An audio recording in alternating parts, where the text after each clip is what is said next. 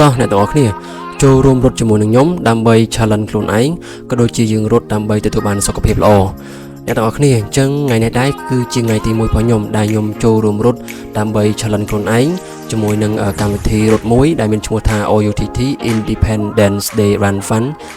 2025ដែលយើងរត់ដើម្បីអបអរទិវាបុណ្យឯករាជ្យជាតិសម្រាប់ឆ្នាំ2025នេះឯងអញ្ចឹងថ្ងៃនេះដែរគឺខ្ញុំរត់នៅក្នុងវត្តមង្គតបុរីដែលនៅក្នុងសង្កាត់ទឹកថ្លាខណ្ឌសែនសុខនេះឯងហើយ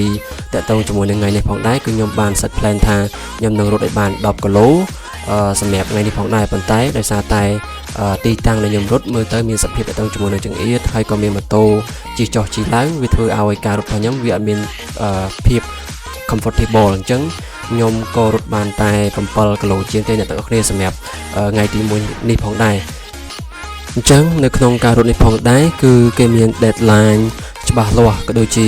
រយៈចម្ងាយ72គីឡូដែលខ្ញុំបានចុះឈ្មោះរត់នេះផងដែរអញ្ចឹងសម្រាប់ទីតាំងវិញគេអត់កំណត់ទេ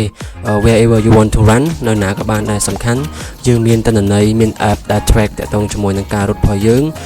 ពីមួយថ្ងៃទៅមួយថ្ងៃធ្វើម៉េចឲ្យបានដល់គោលដៅរបស់យើងរយៈចម្ងាយ72គីឡូដើម្បីយើងទទួលបានតាក់ទងជាមួយនឹង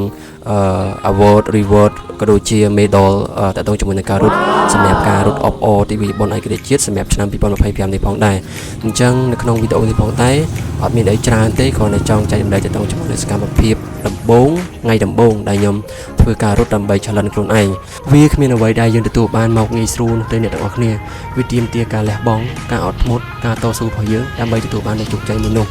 អញ្ចឹងអរគុណអ្នកទាំងអស់គ្នាសម្រាប់ការតាមដានវីដេអូនេះ follow for more thank you